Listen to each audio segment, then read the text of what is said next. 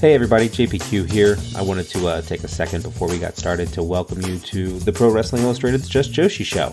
I appreciate you checking out the podcast. I expect an episode every couple weeks or so, I think, recapping the world of women's professional wrestling in Japan. The goal of this podcast is to help keep folks informed of all things Joshi, as well as add some commentary and have some fun along the way, because that's what it's about. For fans new to the Joshi scene, as well as seasoned fans, my hope with these first two episodes is to give you a baseline of Joshi promotions and what they're doing coming into and out of the new year. Things happen fast in Joshi, so let's jump into it.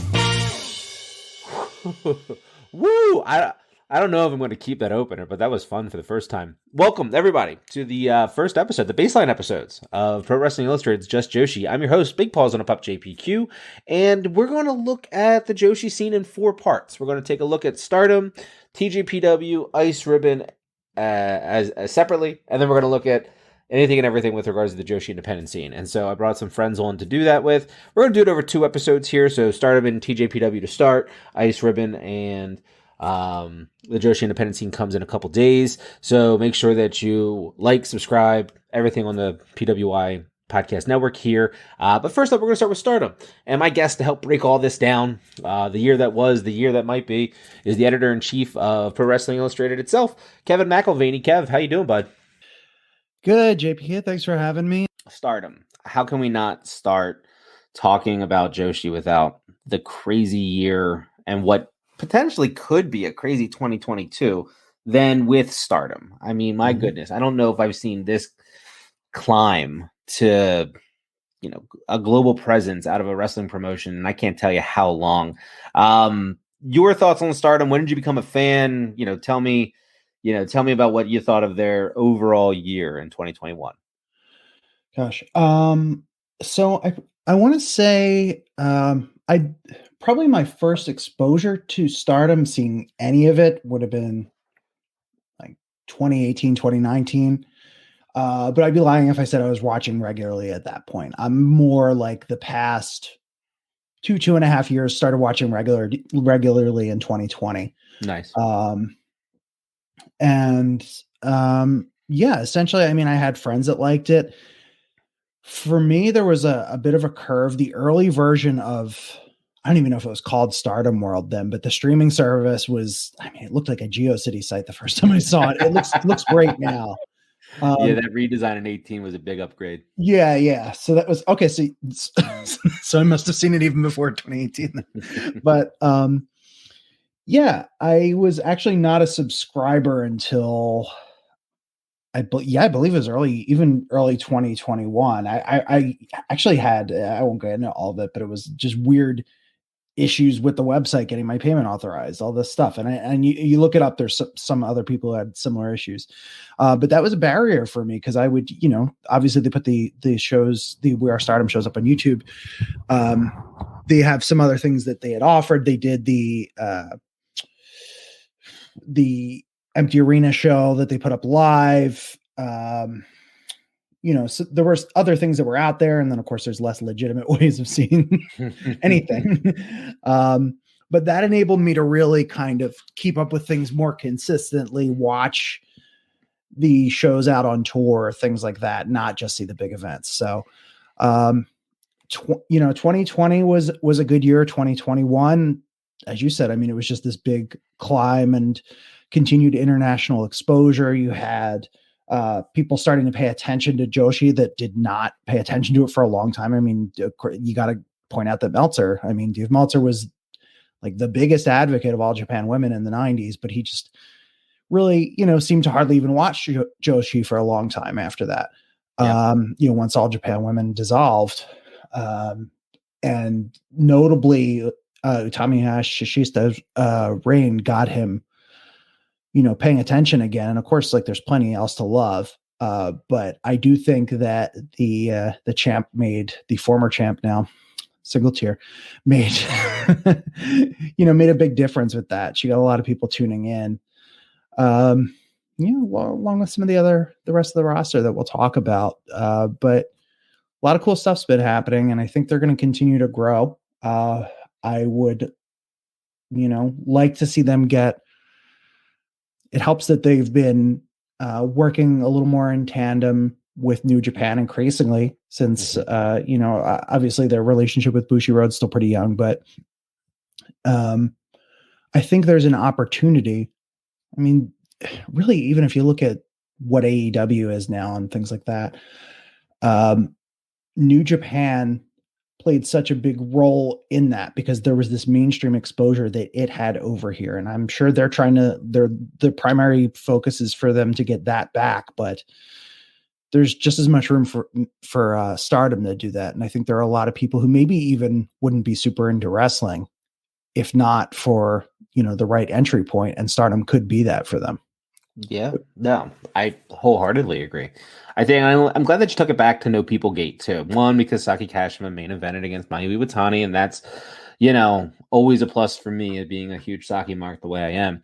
But additionally, there was a lot of pivots, right? Pandemic started in March, and shows were shut down. I mean, they were in quarantine, for a good amount of time out in Japan, and even when they started to open up, it was limited shows or limited viewing shows, and they went away for a little while, came back. And so staying relevant on YouTube and things of that nature really kind of helped to bring in an audience that I don't think necessarily they would have been able to get from the Western side without the pandemic, in a weird way, right? Like, I don't know if Bushiroad would have focused so much on the YouTube content and Stardom would have focused too much on the YouTube content if it wasn't for the pandemic. And so I think that did open up some eyes, so that, once it started to come, back and crowds began to be there and they began to tour and the shows began to ramp up the way they did. Okay. Well, now people that were watching are like, okay, now I got to go to stardom-world.com and figure out, how to put my credit card in to get signed up. And that is a trick. I've helped many of people with that exact same problem. And usually what it comes down to is you got to switch your expiration in your month, right? So instead of 11/21, you want to go 21/11, and that usually corrects the problem. I may have tried that, honestly, and it was maybe something more with my bank, and of course, like, you have to use a credit card, you can't use PayPal, right? So I actually have a card that's pretty much not being used for any other kind of recurring expenses right now, except that one bill every month, because that's the one it would take. Yep. Yeah, and I gotta be honest, I had that problem too. I mean, when I first got into this, it was 2 cards and about 20 minutes of frustration and troubleshooting before I got in. So certainly one of those things that I hope they're working on, and I think it's I don't think it's fixed 100%, but I think it's a lot better than it used to be. Luckily, once you get over that hurdle, you don't really have to worry about it until your card expires. So that's a win. But yeah, so the momentum through 2020 into 2021 is there, right? And people started taking notice, both domestically as well as internationally, and what they're doing. I've really enjoyed their partnership with Bushiroad up to this point, because we're seeing a lot of domestic growth. And I'm a big proponent of focusing in on, taking care of the people that are coming to the shows first, and then allowing us to enjoy it on the outside, so that we have something to look forward to once, because we know that it's going to be established back at home, right? In a lot of ways. And so as we move through 2022, 2023, 2024, once we kind of get back to some semblance of normalcy in the world, there's a lot of opportunity for them to head west. And it's not just stateside, right? It's the UK, it's Australia, it's all these other places, because of their YouTube presence and this global, level that they've kind of seemed to reach. The world's kind of their oyster in a lot of ways once they start traveling. And I think that's going to be a fun wrinkle to look forward to as we get in. we know that they're going to start heading west in the country with regards to some of the TV deals that they came up with, or that they've agreed to. And then they're going to start traveling that way for shows as well. So by the end of 2022, we should see the entire country of Japan be 100% on board with Stardom. And that's very exciting, because then what happens, right? And so we get to talk about all that. We get to look at all that over the next couple of years. But I think where it's important to start today, because you and I could do this forever, right? We could talk about Stardom, what we like, what we don't like, but we got a couple promotions we want to get to. And so I think that if we do a tour of the factions, right, and we kind of walk through each of the roster members and kind of what year they had, what kind of faction we're dealing with, and it gives a nice kind of overview if you're new to Stardom to get acquainted with the wrestlers, the promotions, and kind of the storylines coming in and coming into this year, coming out of last year, as well as if you're proficient in Stardom knowledge, it should give you an opportunity to kind of review, reflect, and look out onto the things to come in 2022. So let's start with stars, because Mayu Iwatani is the icon. She's the face of Stardom. And this is her promotion. The thing about it that is interesting is that nobody wants to be her friend. At least it felt that way at the beginning of the year, as well as through 2020. Give me your thoughts on Mayu Iwatani and her lack of friendship. Well, I mean, of course, she had the hard fall at the end of 2020, and then it kind of just got worse from there. I mean, she fell out of the main event, and then, as you said, lost her friend. I mean, her friends started to abandon her or be taken away from her one by one. But she still had some good performances in there, particularly at the Budokan show earlier this year.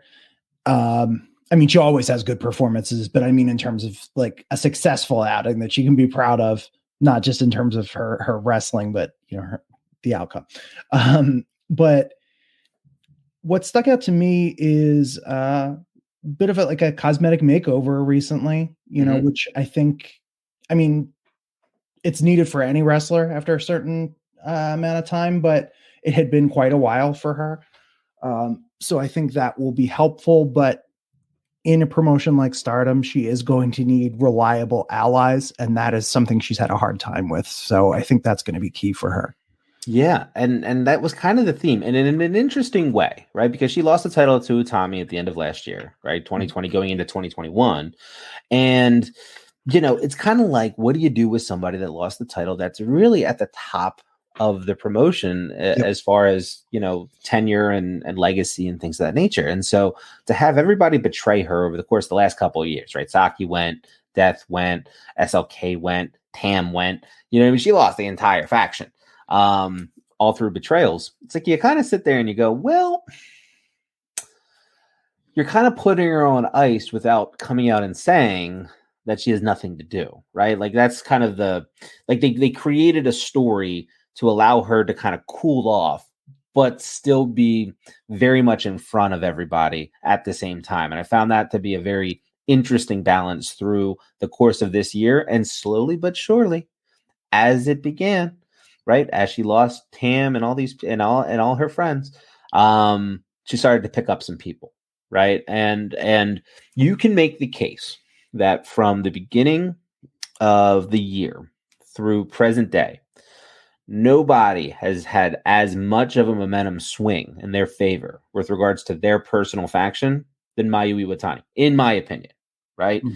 We got a couple free agents, returning wrestlers back into Stardom in Hazuki and Koguma, who then end up tagging together and end up going on to win the tag league at the end of this season.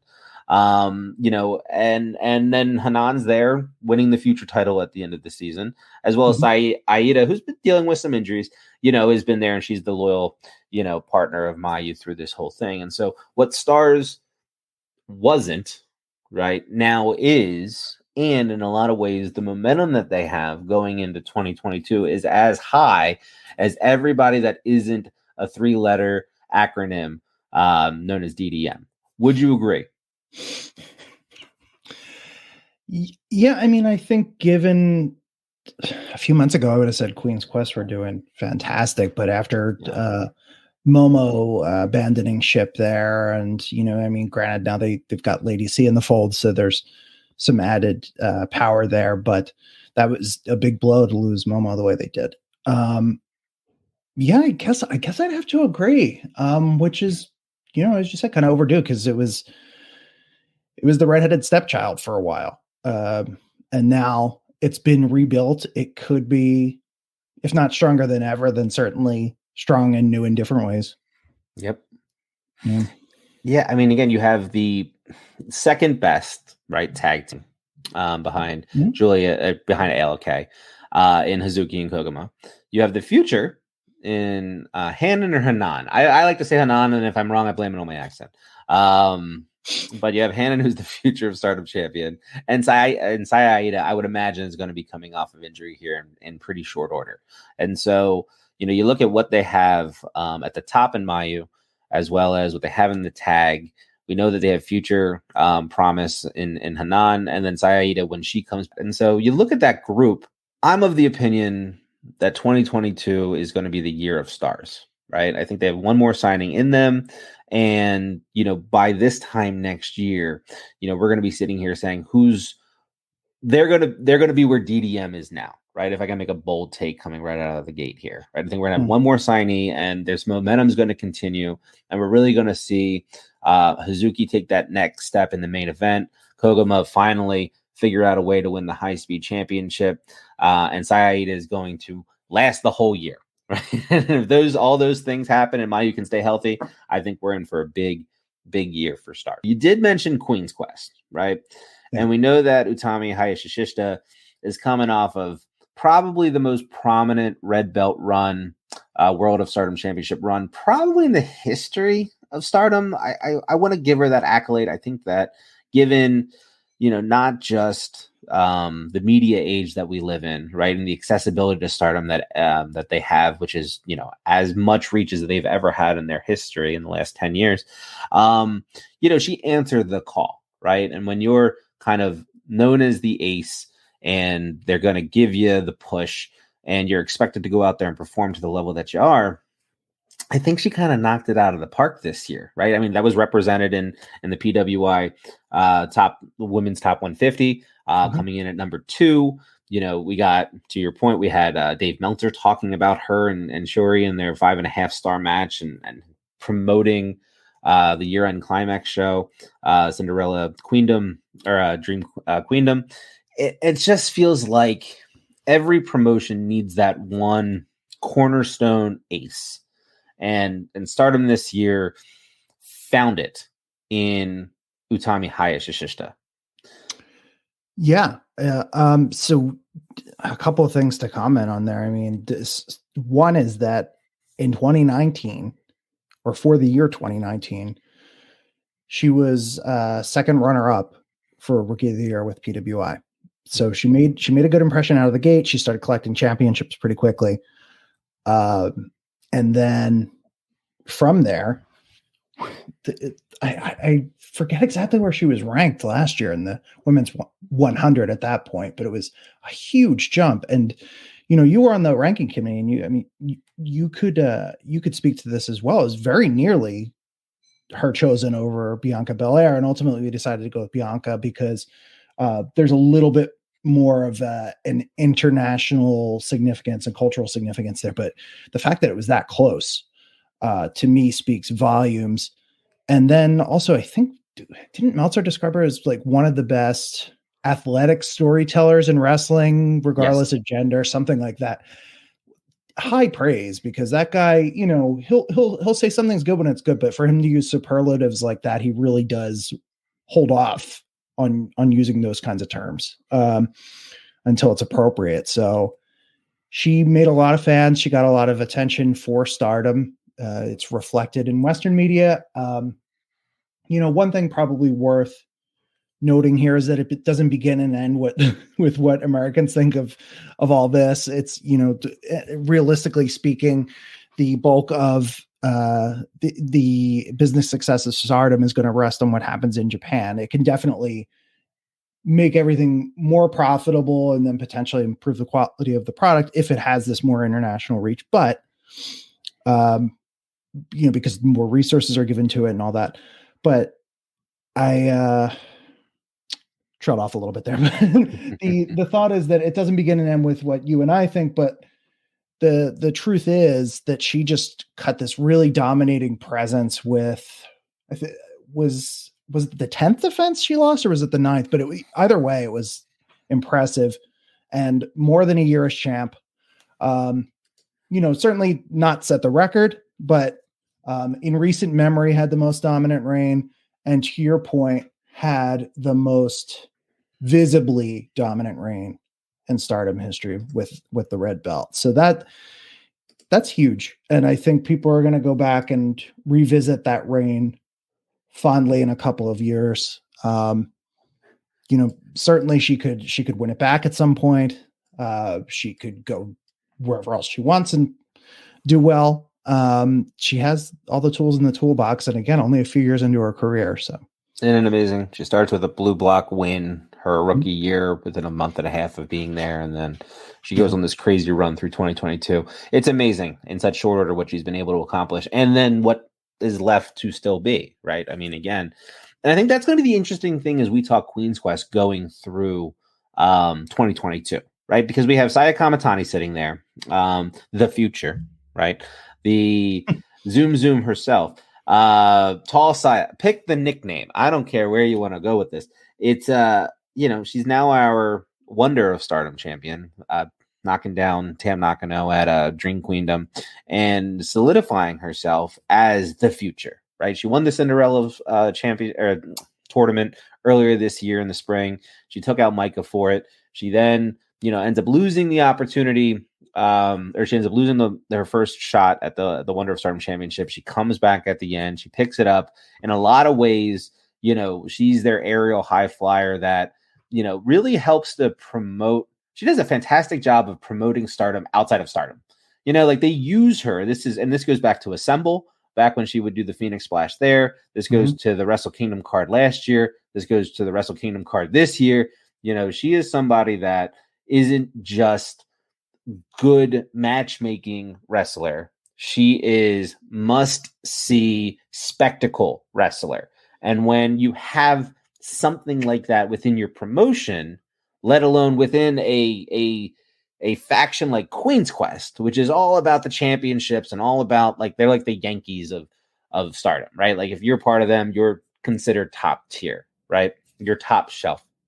And so for her to not just be that for Stardom outside of Stardom, but then within Queen's Quest, to be this aerial assassin is just such an impressive feat for someone that, just like Utami, is only a few years into her career. So, given everything that she's doing, she's really kind of the bright spot for me coming into 2022, because she's riding the momentum of winning the Wonder of Stardom Championship. We know the wow factor, the OMG moments that she can bring to any match. She's going to be able to show that in a championship run here at the beginning of 2022, and in a singles capacity.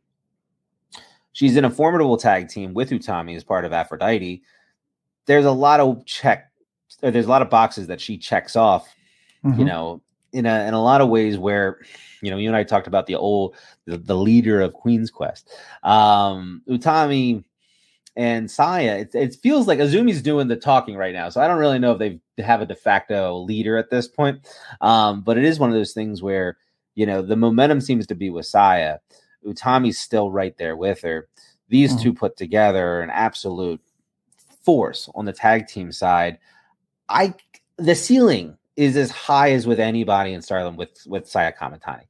Would you agree? Where do you see her going through the next 12 months? Well, I think a nice run with the white belt will be a good start. I don't see her losing it in her first or second defense, certainly, but I've been wrong about these things plenty of times before. I would be remiss if I didn't add that everybody coming out of Dream Queendom is talking about the main event, rightfully so, with Utami and Shuri. But that Wonder of Stardom title match was incredible. And I never thought Saya wasn't good, but I think I really started to see that next level talent in her with that match that you and some other people had pegs, because this was just such a great story, such a great moment for her to win the belt. And, I think especially now with Queen's Quest needing a leader, whether or not she officially becomes that person, she certainly has a room to step up and step out now. Yeah, for sure. And then you got Azumi sitting right there as well, who, not riding the pine, because that's not a good way of putting it, but being on the younger side, they don't need to rush it, right?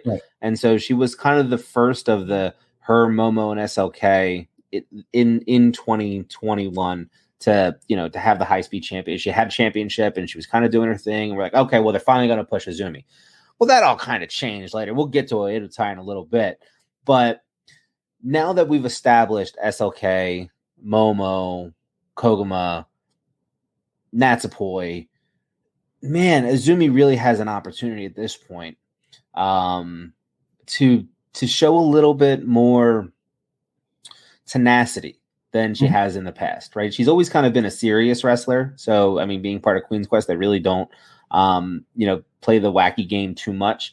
But now she's got purpose, right? She has this built-in feud, and she has forever with SLK.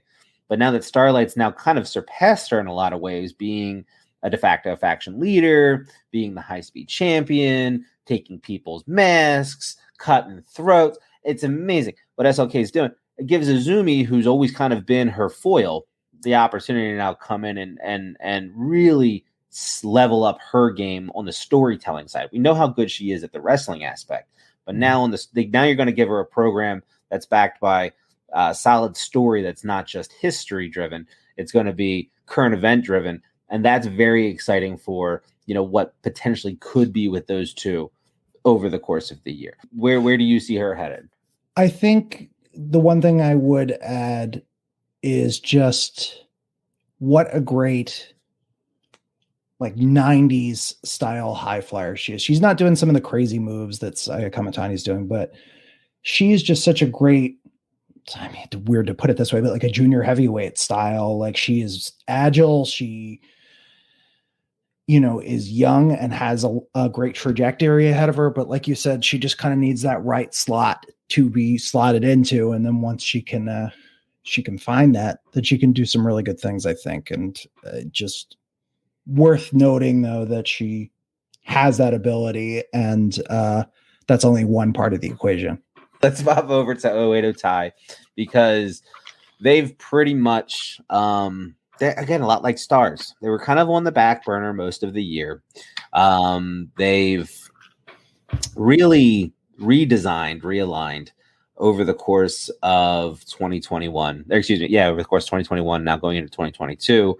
What started out with Natsuko Tora at the top, Konami coming in. Oh, that's another one. That's another person that switched on Mayu. Boom, add her to the list. I forgot her up at the top. Between Konami, Tora, both gone at this point. Natsuko because she got hurt. Konami because she needed to take a break, and if she comes back, great. If she doesn't, she left in the best way possible.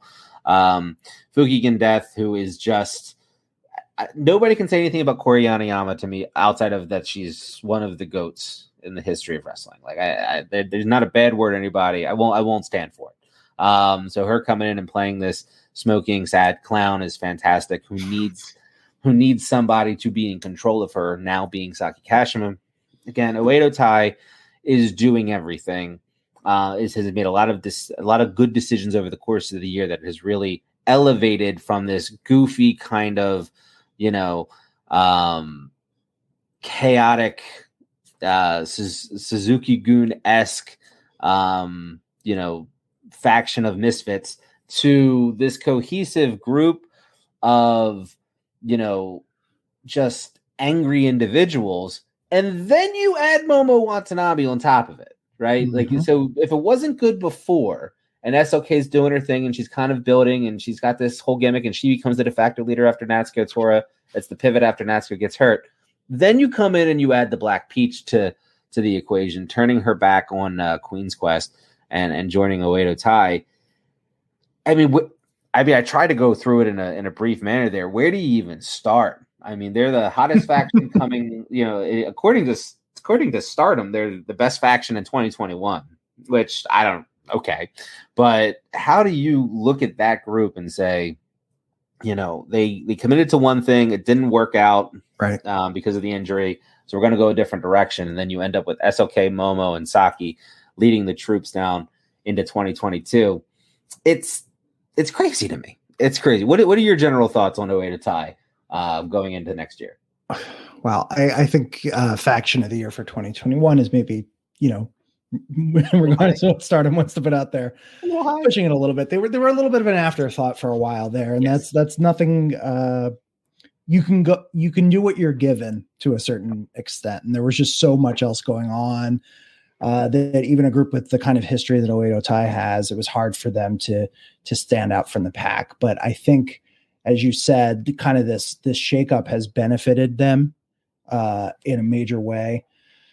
Worth noting that you and I were talking this week again that is the master of the O'Connor role, and it should now be named after her.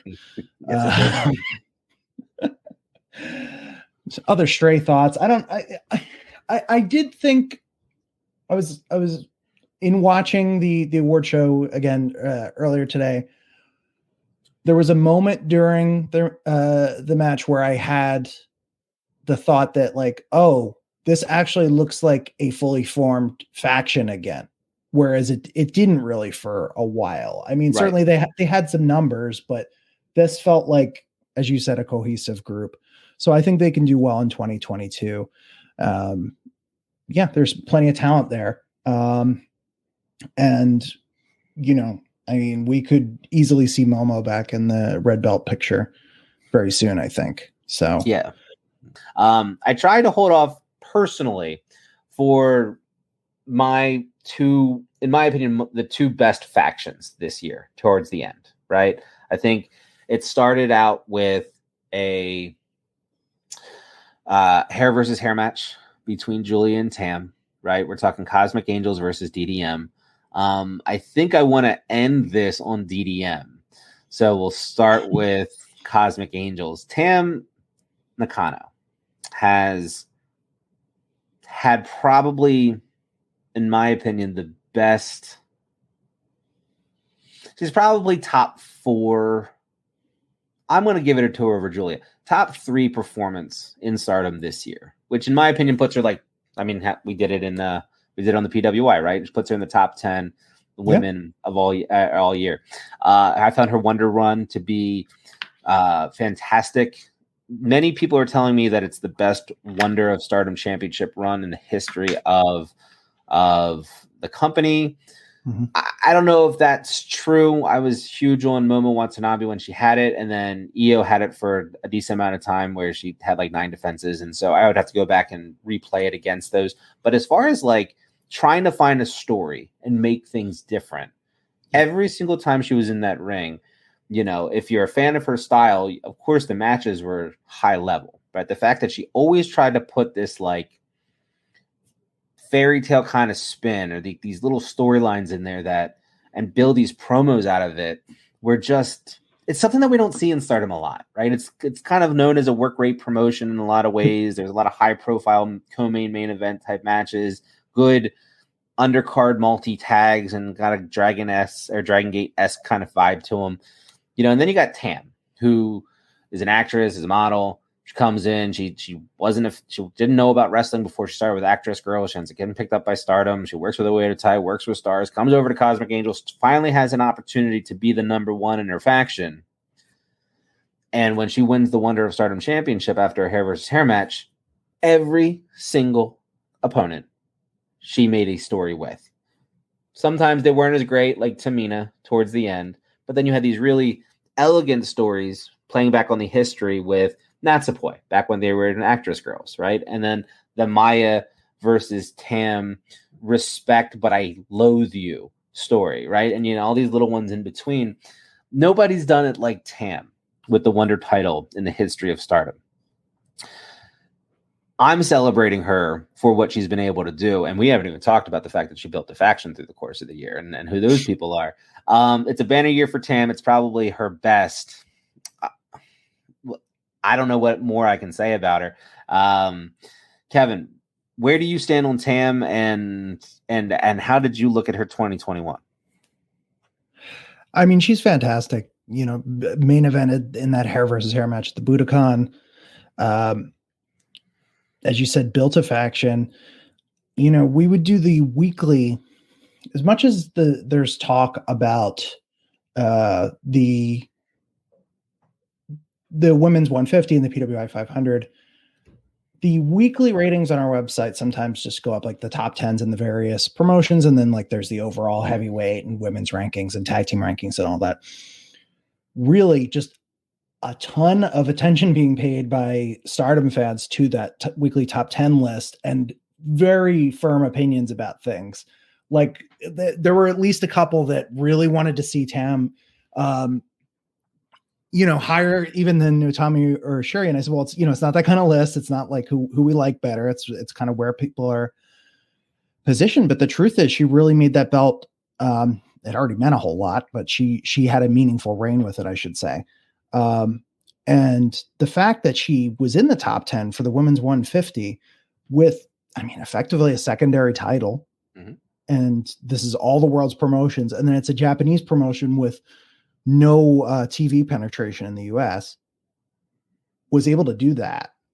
Utami in there, you can point to, okay, she's the world champion and she had all these successful title defenses. You can point to Shuri had multiple championships, seemed on the cusp of beating Utami, almost did beat her a couple of times, and then of course finally did. But Tam Nakano got in there by virtue of just making this secondary belt mean so much. And this was with a shorter reign than those other wrestlers we just talked about. Was it March? But she held it through the end of the year. It was certainly like a good, solid reign, but it wasn't, it wasn't as long as Utami or Shuri's, but she made it mean so much in that time. And, I think the fact that she put this faction together with these other kind of models turned wrestlers, that's a really cool thing too. And Cosmic Angels just have a really cool vibe. I really like what they do. There's I think sometimes factions are, okay, how can we get everybody to look sort of like, like there's a uniform or we're going to be similar in a lot of ways because we are in fact like a unit and we're going to go out there and fight like one. But Cosmic Angels just kind of like let everybody go out there and do their thing. And they certainly, feel like they all fit together. But the fact that they stand out in that way, to me as individuals says a lot about them. Yeah. Yeah. My friend, who did a stint or a tour in Japan for a while said that he always likened it to the world or the red belt is the height of Stardom. Right. But the Wonder of Stardom Championship or the white belt is the heart, right? And I think that was best represented by Tam this year, right? For as much as I enjoyed Shuri versus Utami and then all the defenses in between, because you're right, there was 9 defenses of that championship, lost it on the 10th, 9 successful challenge or defenses of that championship. Right. There is this affection, right, that I have for Tam and the Wonder of Stardom run. Right. It sits with me. And when I go back and I replay that in my head, it always brings a smile to my face. So I think there is something to that. To your point about the acquisitions that Tam was able to make over the course of this year. My goodness, right? She went in to TJPW and she picked up Unagi Sayaka. She picked up Mina Shirakawa, which I think was at the beginning of last year, but regardless. And then Waka and Mai came over late into the year. It's one of those things where I don't mind eating my own hat. One, because I have many, and 2, because they're always on me. So I know I'll never go hungry. But it is one of those things where you couldn't sell me on Mina Shirakawa before or during her TJPW days, right? And I'm not going to sit here and say she was a horrible wrestler, and it's nothing like that. It's just I just didn't get it, right, when she was in TJPW. And then she came over, and it took her a little bit to get started, but man, when she really kind of found her way, she leveled up in my eyes so fast, so quick. And I think a lot of that has to do with how they train and the repetition in which you see them, right? Because if you watch Stardom the way I watch Stardom, you're watching the house shows and you see her so many times over the course of the year, and you see these progressions. And I really enjoy watching those progressions, that the investment comes with her getting better. Not to say she was bad, but getting better.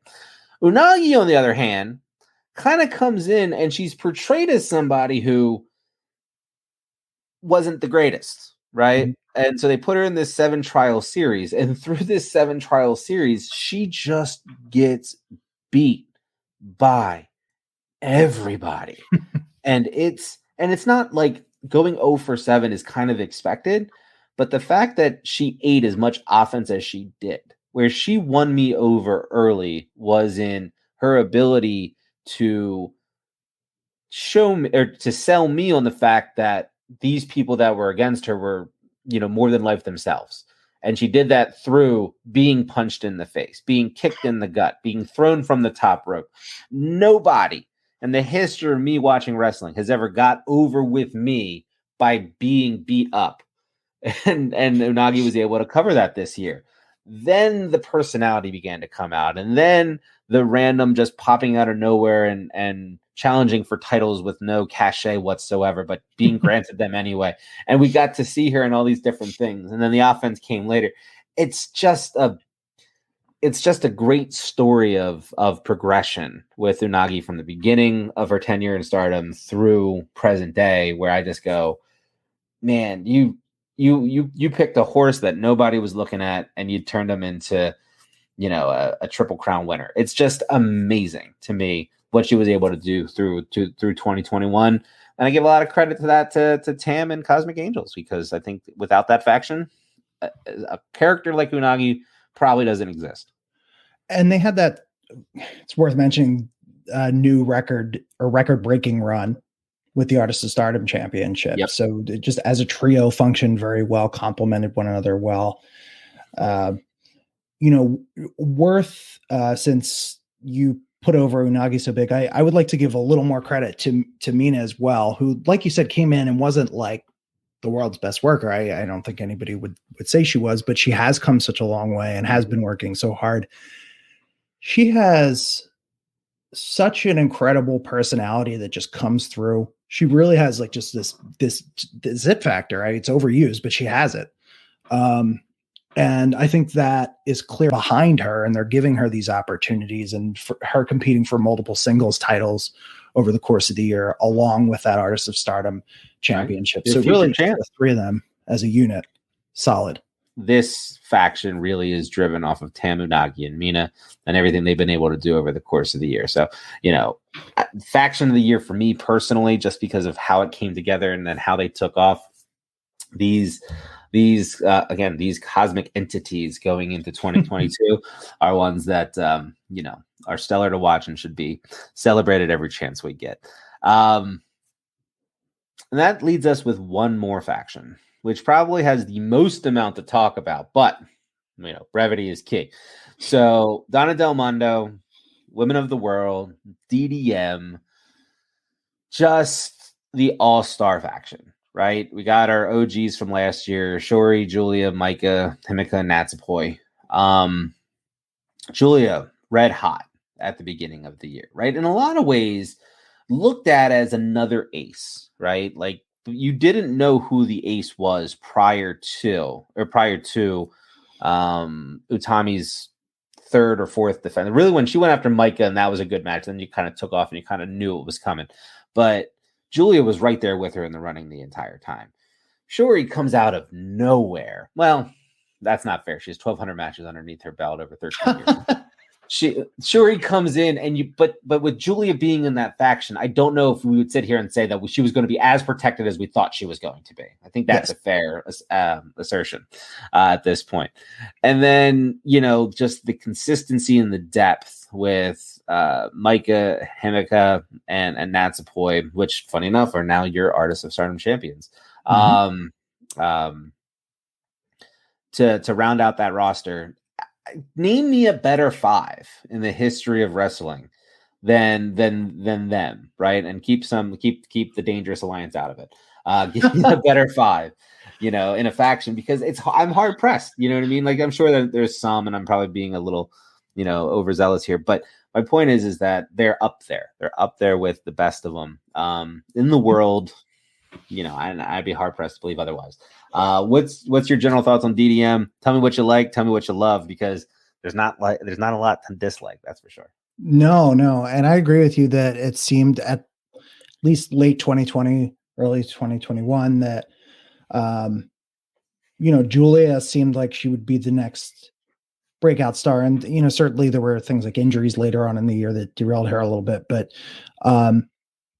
the fact that you have ALK out in front like that, so much to like about the two of them as a tag team, not to keep dragging PWI back into it, but this is PWI podcast, so I'm going to put it over. That's it. But they were regularly in the top 10 for the top 10 tag teams all throughout the year, and then were in the top 5 at the end of the year for in the tag team 50, highest ranked female tag team. Both had tremendous singles success, star power. The two of them were able to form a cohesive tag team in an ALK.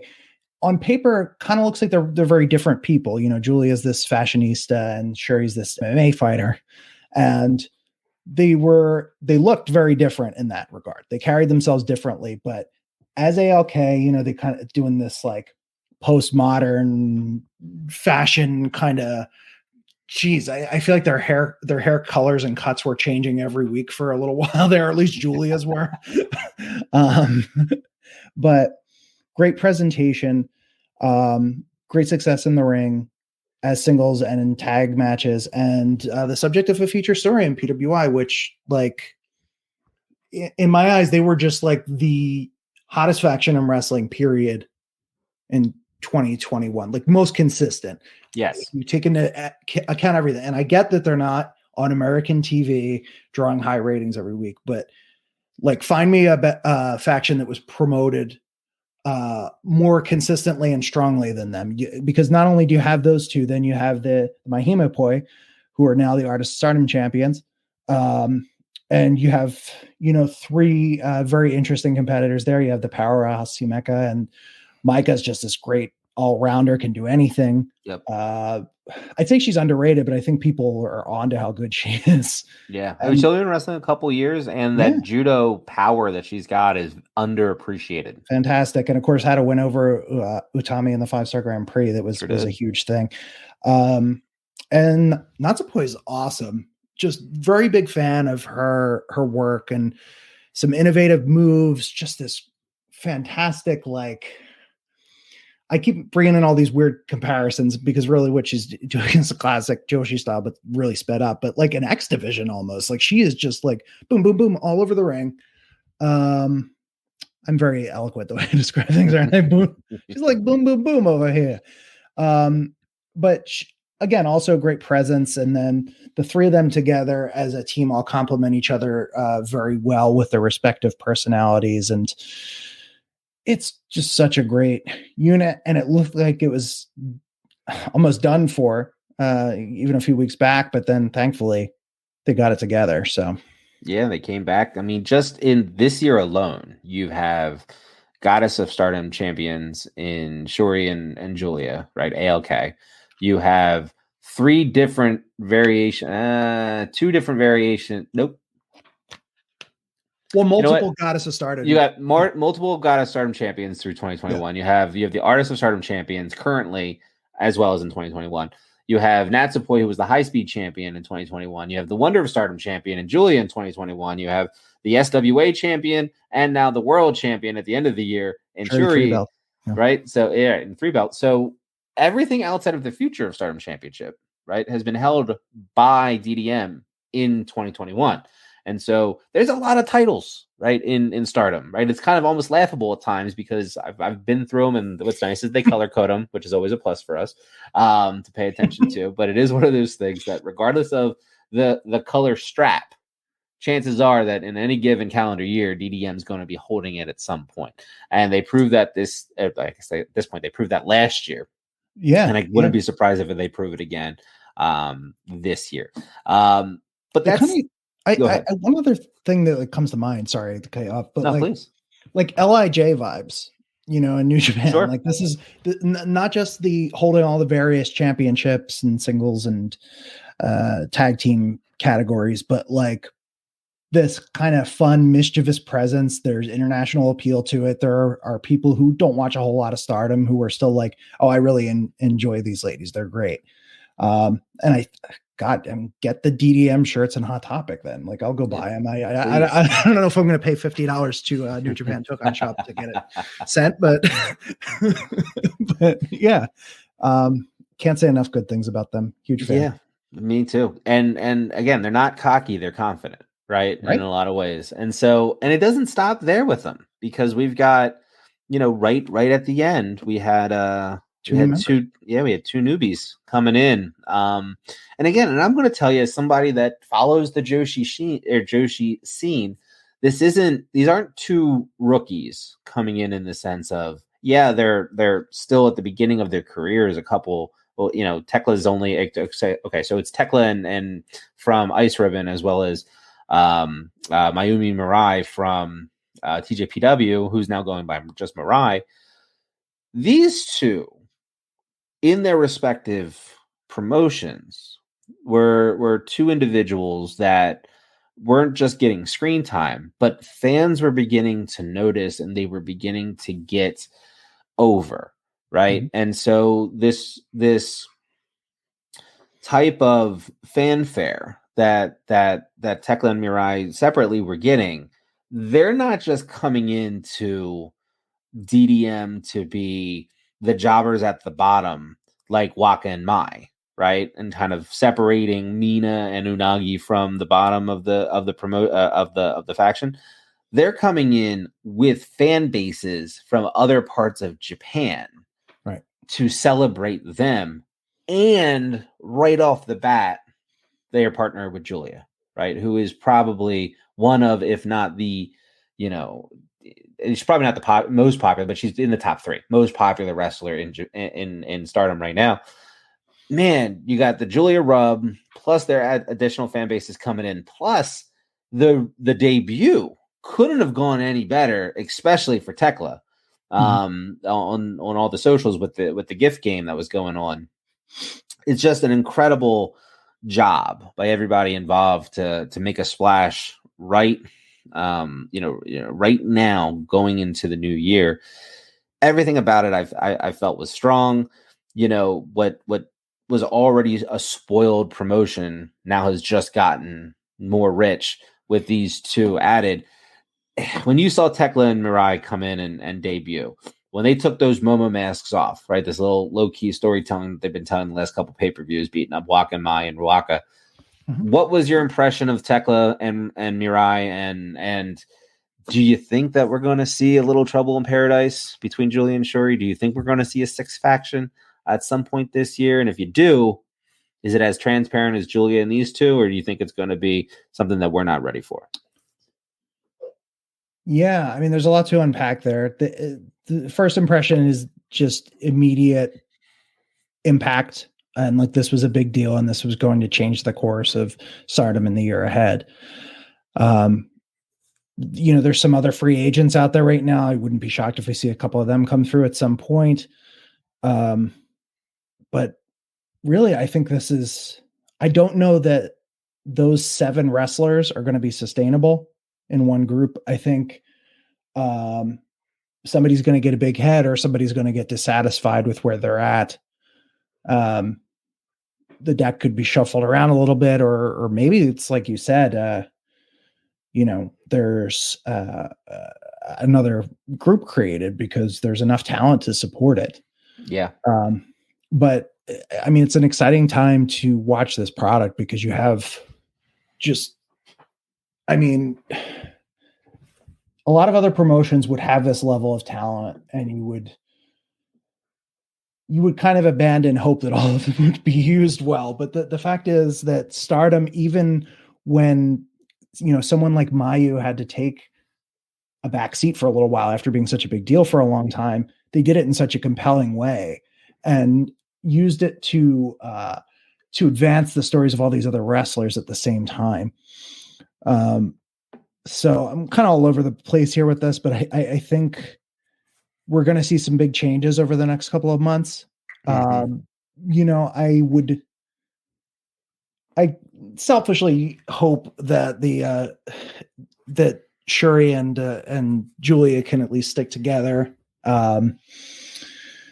But who knows? I mean, there can be jealousy. There can be, certainly there's been no shortage of allies challenging each other for championships. That's even how ALK got the Goddess of Stardom belts, was from Himeka and Micah. So we could see something like that, but we've got some egos here as well. And I think, Julia especially is someone who could turn mean pretty quickly if called for. Yes. No so I would not be shocked to see them split up. I'm, again, not wishing for it because I think they're such a great team, but I don't know. There's a lot that can happen. What are your thoughts on this? What do you see? I think I like Donna Del Mondo for what it is more than anything else. Again, you're talking about a faction between Shuri being freelance, Julia being Ice Ribbon, Micah being JTO, Himeka being Actress Girls, Natsupoi being TJPW Actress Girls, Thekla being Ice Ribbon, Mirai being TJPW. It's like you literally have this cross section of Joshi, right, under Donna Del Mondo, and there's a lot of representation worldwide as well, with Thailand for Shuri and Italy for Julia, and Thekla being from Austria and things of that nature. So you've got this world presence to it. I'm not saying that it should be DDM and DDM Wolfpack, but what I am saying is if you have probably Bullet Club's a better. I wanted to pop for the Wolfpack, but it's Bullet Club's probably a little bit better, right? To have a faction within a faction, right? If you took these 7 women and you split them up 4-3, and Shuri leads one of them, and Julia leads the other, but it's still underneath the banner of Donna Del Mondo, but they're going to be separate factions moving forward. I'm okay with that. I don't know how much I love the idea, unless it's something crazy, like Himeka becomes this crazy star and her and Micah leave and start a new faction, which would just completely blow me away as far as expectations go, because you would think it would be Julia and Shuri who would leave, right? I just wouldn't want to see them. Selfishly, I don't want to see them split up. You know what I mean? So my hope is that it's a fissure internally, and like Natsupoi and Himeka finally break up and they go separately, but they're still underneath the Donna Del Mondo banner. That would be something I'd be okay with. But at this point, I got to tell you, they haven't missed on a faction yet. Like Oedo Tai, had some figuring out to do at the beginning of the year. And then again, like Natsuko wasn't put in the best position. Kagetsu retires, Suzuki leaves, and then the pandemic happens. And so you really couldn't build her the way you wanted to. And then she gets hurt when she has her first shot at the World of Stardom Championship. That puts her out for an extended period of time, and she's still out now. So like, I'm not faulting anybody for that. It's just circumstantial at that point. Yeah. But they really haven't missed. Donna Del Mondo, when it started, incredible run. Can they beat it? Yes, they can, because they brought in Cosmic Angels, and that is an incredible thing to watch. I think Rossi probably has something up his sleeve. A 6th faction really kind of rounds out a lot of the multi-tag matches and the Artist of Stardom Championship stuff, and the tag league would make a little bit more sense if you went to 6. They have the roster for it, and Julia's already teasing somebody else that might be in the works for her that she may have went out and recruited. So now you've got 3 underlings underneath Julia. The writing's on the wall that they're probably going to split, but I'd like a swerve, you know what I mean, in some capacity. So we'll see what happens. But again, I think what we're both trying to say through every one of these factions is you got to pay attention to Stardom come 2022, right? #watch Stardom, because it's one of the more interesting, but I'll tell you at the same time, as a wrestling fan, fulfilling wrestling promotions as a whole that you're going to watch through 2022. And who knows, maybe we see a certain Kairi Hojo show up again sometime this year. Kevin, it's been fun. This is just the start. I mean, if this conversation has motivated you to check out more Joshi, don't fret. We have TJPW coming up in part 2. We have Ice Ribbon in part 3. And then we have the whole Joshi independent scene part 4. I promise you, if you want a baseline for what Joshi wrestling can be, make sure that you stay tuned to PWI.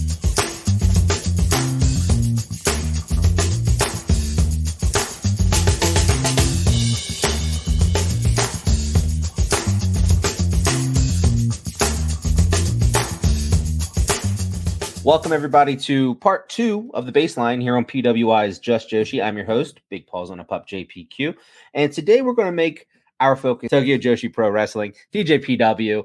And I'm only going to do that with one person. So TJPW is, part of Cyber Fight, part of Cyber Agent. And, you can find it all on Wrestle Universe for as little as somewhere around $9 a month. So from a value perspective, it's one of the best values you're going to find in Joshi wrestling today. But I don't want to talk about it alone. I think that there's a lot to go over because I think it's a very unique promotion. And if I'm going to do that, I'm going to bring on my buddy, Scott E. Scott, how you doing, brother? I'm doing great. I am so happy to be on here. I really do appreciate the invite. And I'm really excited to talk TJPW with you because it is a very unique promotion. And I'm hoping that it continues to have the growth that they've had, through the Cyber Fight connection with on Wrestle Universe. It's a very easy watch as well. And I'm happy to talk about it because, as you and me have talked about before, Stardom is, of course, the promotion, but I think TJPW is right behind them. They're not on the same level necessarily, but they're still very good. They have a lot of good parts and very unique promotion that I think a lot of people can enjoy.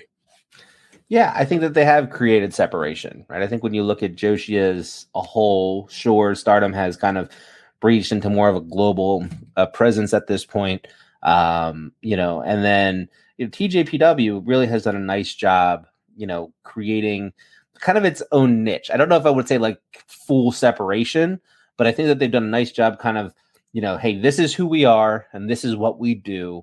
And it's nothing unlike anything you're going to find in Joshi today. And I think they've done a really good job of marketing on that. Yeah, crafting your own niche is very important. And, Stardom, like you said, is the global platform for a lot of talents, but TJPW offers you something different. It offers you a little bit of everything. And I'm looking forward to seeing what they do in 2022 because they had such a good 2021. And of course, if the pandemic wasn't so difficult to fight through, you would have more TJPW talent showing up in AEW, as we've seen. We saw Yuka Sakazaki go there last year. We saw Maki Ito at the beginning of the year. They have talented people that fans love, and that's why I think they have something special in their core. One of the things that I think TJPW does very well that you don't see 100% of the time is they focus on themselves in that they, focus on promoting and investing in the wrestlers that they have. You don't see too many pro wrestler signings coming from TJPW. I'll take it a step further and say even the people that they bring in on a freelance basis, more times than not, come in with a character change than what they're accustomed to outside of TJPW. So, for example, you got Saki Akai in DDT. Then you have Saki Sama coming in TJPW. You have Mei Saruga over in Choco Pro. You have May St. Michelle in TJPW. So even when people come into work, TJPW, they're coming in more character-based. They're coming in focused in being part of the team and the aesthetics that they're trying to go for with regards to the storytelling, in-ring work rate, things of that nature, kind of all being one cohesive look. It's something that we're not really seeing anybody else do to the level of success as TJPW. What are your thoughts on it? My thoughts are it's easy to invest in a promotion that invests in their own wrestlers from the ground up. And you make the point that, they're not bringing in free agents who got famous elsewhere and, are coming in and becoming bigger stars. No, they are signing people who are, idols. So they just signed someone with a karate background, and they're going to grow them from the ground up. Maki Ito is a perfect example. Her gimmick's the failed idol, and they gave her time. They didn't push her, to the moon right out of the gate, to say the least. And there is something to love about a company or a promotion that invests in their wrestlers from the start. It's easier to invest in those wrestlers yourself because you're like, okay, if they care, I care. And that's not a shot at any promotion. Every promotion does something differently, but that's where TJPW has created their outlet of sorts, have created their specialty. And, we're seeing it now with someone like Yuki Arai, for example, who has developed and very quickly, and they've built behind her. They're giving her these spots. She may not always be winning, but it's big for her. And down the road, fans that have been there for the journey are already invested. There's the story there. There's the character there. And I think that's the beauty of TJPW. They, you'll watch a show of theirs. They'll start off with the up girls singing. Then the next match will be a nice comedy match that gets you laughing. And it's, not this match classic, but by the end, you're watching a phenomenal main event where someone gets their head kicked off. And it's like, what did I just watch? That's the beauty of TJPW. They have a lot of different moving parts, and it's easy. It's an easy watch that you can invest in at all times. Yeah, it's like a wrestling variety hour. So what I wanted to do for the first episode, the baseline here of Just Joshi, in the second part, is I wanted to do something a little bit different with TJPW. So it was a Korakuen show that they had on January 4th, where they were kind of ending a lot of the storylines and we're kind of turning the page and looking anew going into the new year. So I thought it would be fun to bring on my friend Scotty, and we're going to go through that card and we're going to kind of talk about general impressions, but then more importantly, kind of look and see what our outlook is on some of these wrestlers through the new year. We'll kind of look back a little bit to look forward, and we hope that you enjoy the ride. Scotty, are you ready? I am ready to go. Let's do this. Very good. So obviously, this 1-4 show started. It was at Korakuen Hall. They had about 700 people, pretty close to a sellout, if not a sellout. Let's jump into the card here, into the card here. We opened up obviously with the Up girls doing their dance and song number. Do you watch this or do you fast forward? I go right through it. I'm not going to lie to you. Yeah, I'm of the same ilk. I know that there are people out there that really do enjoy it. And so if you're somebody that enjoys the pop idol quality of professional wrestling, it's right up your alley. But for me, I'm the same way.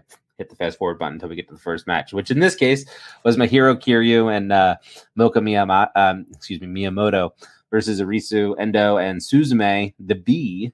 Again, as far as openers go, I think this is one of the better ones that I've seen out of TJPW this year. I've been someone that has been championing Mahiro for over a year now, because I think that she is somebody that is working on becoming like a bodybuilder, slowly but surely over time. She's just gotten more of a bulk to her that can really pay dividends as she gets farther into her career here. Again, she's on the higher side age-wise at 28, and only been wrestling for a couple years.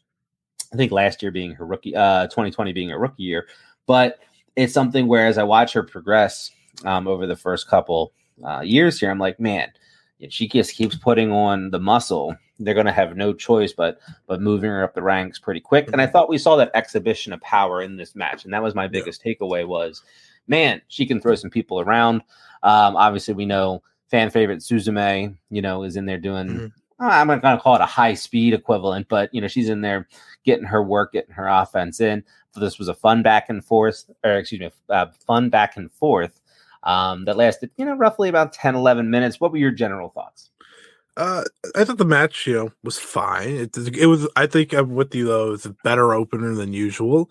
Suzume, like you brought up, is definitely a fan favorite. She won I believe she won the fan vote for that battle royal at the end of last year, which tells you a lot about how much people like her. The one person I do want to touch on is Arisu Endo, who they've been building.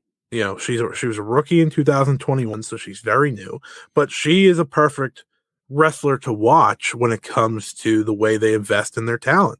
She's still raw. I'm not going to say like she's become great, but she's a very good rookie. I've seen people say she's one of the, rookies of the year of sorts. Of course, we know who won that in the Tokyo Sports. Sure. But she is someone that I think if you're jumping into TJPW, she's a good person to invest in for the long-term goal, because she is someone that they clearly see a lot in, and that's why you've seen the slow growth of her getting better and better, getting closer to winning. And, I think all four of these talents are someone to invest in because each of them have shown real strides in the past year. I think that's the beauty of the investment in TJPW. Yeah, I mean, there is certainly a payoff, right? Like when you are watching these wrestlers, and again, in a lot of ways, TJPW, they're wrestlers that are focused on wrestling in TJPW, right? You don't see a lot of, these wrestlers going into other promotions, and so you kind of look at them and you say, like, okay, where are they slotted to be 6 months from now, 12 months from now, 18 months from now, and to be able to kind of, as a fan, latch on and say, okay, here's my rookie this year, and let's see how long, we can ride this wave. I just think it brings another layer to the fandom, right, of the promotion as a whole that people get around. Because you see, like, from Suzume to Endo to Mocha, like, there are feverish fans online who just live and die by their win and loss record. So I would agree with that sentiment right there. Yeah, I think the win and loss thing, like for rookies especially, is like very easy to just kind of let go and just be like, okay, how did they improve in this match? And I think that's the beauty of these rookies. This brings us to our second match on the card, which in this case was the New Year Tiger Child Rescue match. Look, here's my general thoughts on the match. Yeah, I think they found great balance using the ladder.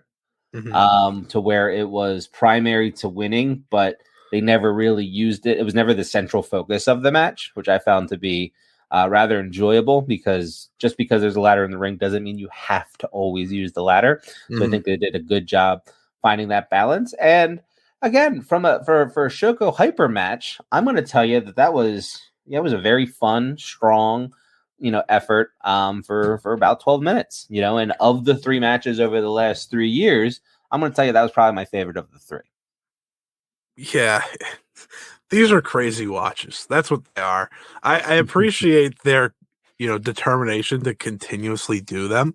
And for those who don't know, like, Shoko Nakajima is one of, like, the TJPW pillars of sorts. I know pillars gets tossed around a lot, but she's one of their main acts and Hyper Misao, one of the best comedy wrestlers, on the planet. She's very good at what she does. And I thought this match, like you said, was probably the best of the three.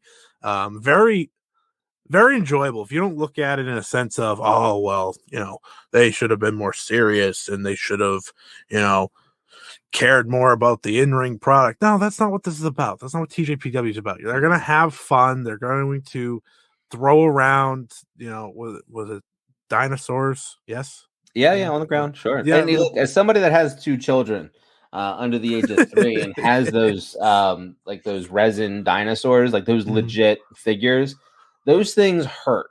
I can't, from being bonked on the head to stepping on them, there is no give on those plastic toys. I promise you that. No, and that was my whole point. Like, those hurt. Those are not good to feel, and I think the way they did the match was very clever. You climb up to grab the tiger, and of course Nakajima won, which, as we learned at the end of the night, makes a lot of sense. Yeah. But it was good fun. It's good fun. It's again goes back to what we were saying about how, like, TJPW is very different from other promotions. It's not always serious, even with your most serious, main event wrestlers. And this is a good example of that. What do you see her 2022 bringing? I see success. I see a potential return to AEW, truthfully, because she was one of the originals. And Shoko Nakajima is such an interesting case because of all what you said. You know, she had all this success. It's been a while. It's been a long while since she held the pop title, as I like to call it. Yep. And she can turn it on, though, when she needs to most. If you watch the Tokyo Princess Cup, she made it to the finals, and I think that was the first peak of like, okay, this is time for Shoko Nakajima to get back to prominence, like you said. And her match with Maki Ito in the finals was great. It was great. Had a great time, and I honestly didn't know if Shoko was going to win because, again, she has this effect about her in TJPW realm that, you know, she's right there with Miyu Yamashita and Yuka Sakazaki. If she's not 2, she's 3. Those are the top 3 really, and have been for a long time. And I'm really intrigued to see how she goes forward because, like you said, she's in contention for a title, and if they want to keep pushing her up to the top, I get it because she's very good. She's very likable. That's a big thing about Shoko Nakajima. And I'm not saying anyone's dislikable in TJPW, but she's very likable. And this match really showed that, you know, she can be fun and creative, but she's really good. And I'm looking forward to seeing what she does in 2022 because I definitely wouldn't mind seeing her with another title run of some sort, whether it be a Princess of Princess Championship, International, or even tag team. So moving on, this brings us to our first tag match of the night. We had Miyu Watanabe and Rika Tatsumi, the White Dragon, versus Now and Yuki Kamifuku, or Kamiyu, as you may know her. I'm going to tell you this: as much as how high I am on the overall product of TJPW, I'm still a bit on the salty side that Rika Tatsumi didn't get an opportunity to really show everybody what she can do to the level that I thought maybe she could, right? I thought her title reign came, I think it ended a little premature. Now I know why. So it's not like, you know, again, they were heading into Cyber Fight. They wanted their biggest matches. They needed to get the title off of her and onto Miyu to make that happen. I get it. But the follow through after the fact, I think, has been a little less than for somebody that they bet on early. And in my opinion, through her POP championship defenses, was delivering night in and night out via work rate, via, you know, in-ring storytelling. I just think that she was doing a commendable job. So for her to kind of, and again, putting her on the back burner is probably a little too far, but for her to cool down as much as she has coming in the 1-4 show, I just think is it's a bit of a letdown, in my opinion. I can agree to that because Rika Tatsumi is fantastic. She is really good. She fits the TJPW mold really well in that she's very upbeat. She's very, you know, she's someone that makes you smile, but she's great in the ring. She's very physical in the ring. Her match with Yuki Arai from last year, maybe Arai's best match to date. She's really good at bringing the best out of everyone. And I'm with you there. I'm kind of upset that, you know, she didn't get more time to shine because she earned it. I thought for the reign that she had, it was really enjoyable. She had some great matches, but she definitely deserved more. And truthfully, I'm hoping this tag team with Miyu Watanabe can be the start of that because I think they are a very interesting team that, you know, Miyo's nearing that next step to main event level where Tatsumi's there. Tatsumi has been there. And I think, you know, them working together as a tag team and potentially, you know, going through the Max Hearts tournament, which is, you know, coming up soon, is very exciting. And they worked together pretty well. But I'm with you. Rika Tatsumi deserves some more credit in Just Joshi as a whole because she's that good.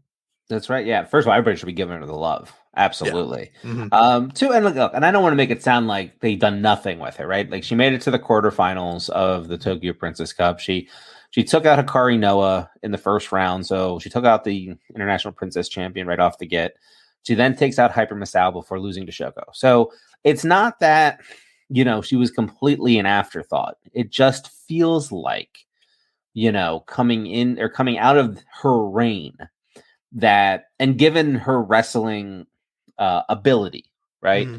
That I hate to say, and I hate using this word in pro wrestling because I do think it's overused, but she was put in a position where, she was just put on the back burner, right? Like she was just focused, like they took the focus off of her and they put it on other people, and they never really kind of came back full circle to her before the end of the year. And so now I'm watching her with less investment story-wise in a storyline promotion. And that's, I just think that given the amount of work rate that she brings, like a Miyu and a Yuka and a Mizuki, et cetera, like that she should be higher on that list, higher on the card at this point. That's all. Yeah, she's directionless. That's what she is. That's the best way to say it. She hasn't had a clear direction. You brought up how she beat Hikari Noah, and she had to go away for a little bit. So I think that's why that title match didn't happen, right? For the International Princess Championship. But she has been directionless pretty much since then. That's why I'm hoping, through this tag team, she can find a little bit of direction. Maybe she can be a challenger for the Pop title soon, or International Princess, because she does have a gripe to get a title shot. She beat the champion. So hopefully we're going to see good things in 2022 for Rika Tatsumi, because she definitely deserves it after her title reign and the work she's put in to become one of their best overall. Yep. Yeah, I agree. Yuki, let's talk Kamiyu for a second. What should we expect out of Kamiyu going into the new year? I expect her tag team with Asuka. Asuka, of course, Veni. I believe she goes. Yeah, I believe they go by Veni in TJPW. I believe that's going to be the main direction. I don't know how much they will be, together, because of course the freelancing of Asuka, but I think that's a great direction because they get along together great. They're just so, powerful together, if that makes sense. There's just something about them when they're on screen together. They're like, all my attention goes to them. And I think that's the direction, because it's like you said, International Princess Champion at the beginning of 2021 and kind of hasn't done much since. But I think that tag team's, money in a sense. And if they got a tag team title run, I wouldn't be shocked. I think that's a great way to go. Of course, it comes down to the freelancing of Asuka, but I think that's a good direction for her. Yeah, I think so. I'm interested, right? And I've always said this about Kamiyu, but more so going into 2022 than any of the years, that she's done a lot of tag matches the back half of the season, back half of the wrestling season, as if there's an off season. But she's kind of been mixing it up in tag matches. She's been wading the water a little bit. She hasn't vied for a title that I can remember since she lost hers. And I'm thinking, but I don't think she has. I think when Hikari beat her, that was the last title that was the last thing in the title picture that she was part of, right? Yeah. Like she hasn't defended, and she certainly hasn't won anything, and she certainly hasn't challenged for anything. And so again, in a lot of ways, I sit there and I go, I like that they're building around her. Like the roster is kind of coming to age.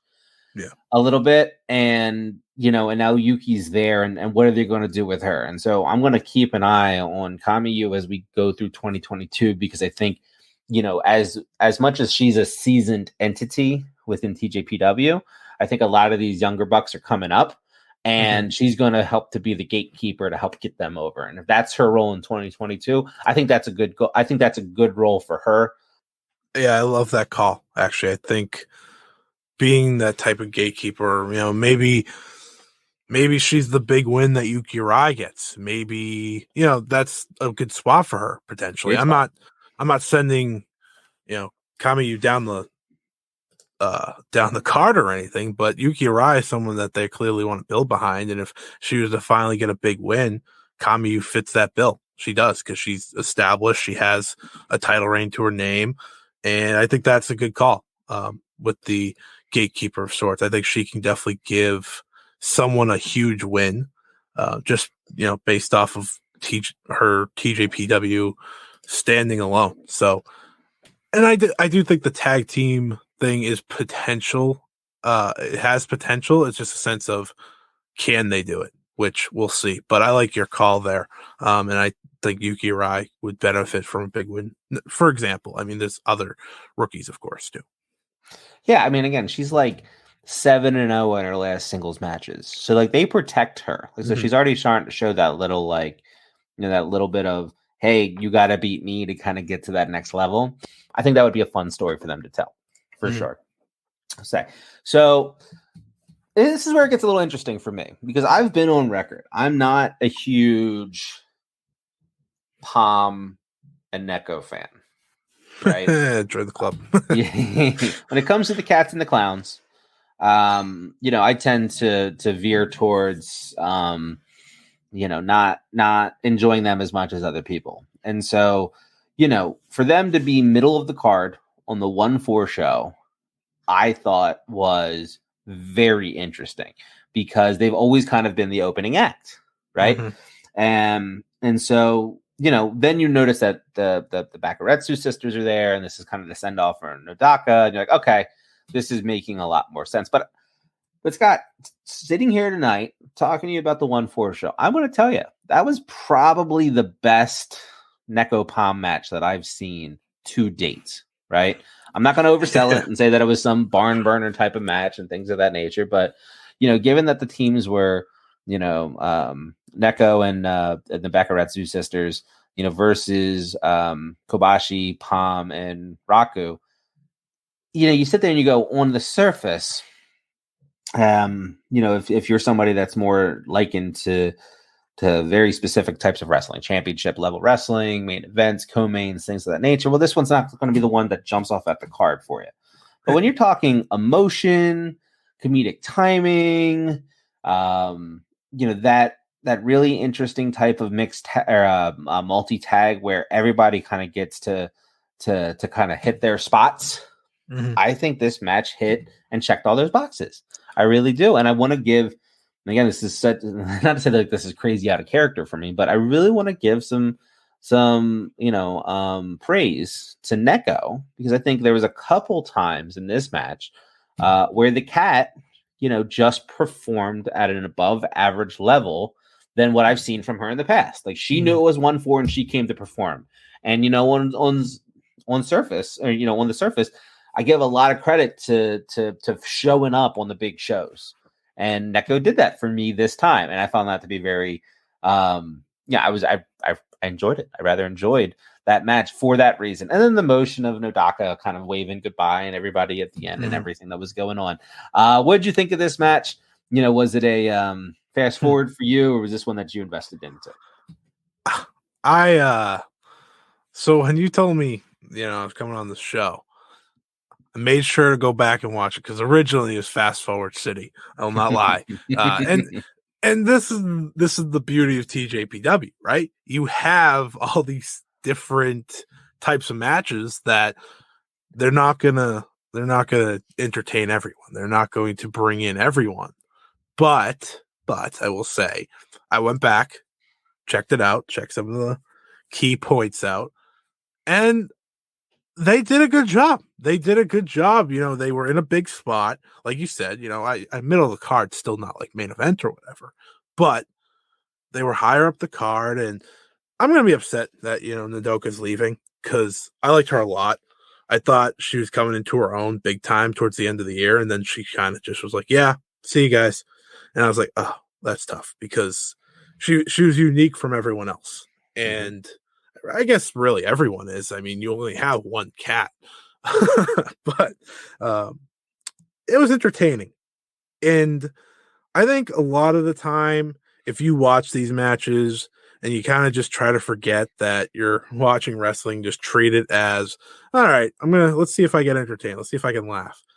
That's kind of how you can go through a Palm match, especially because she's very comedy based, and that's fine. If it's not your cup of tea, I totally understand, because I'll tell you what, JPQ, it is not my cup of tea.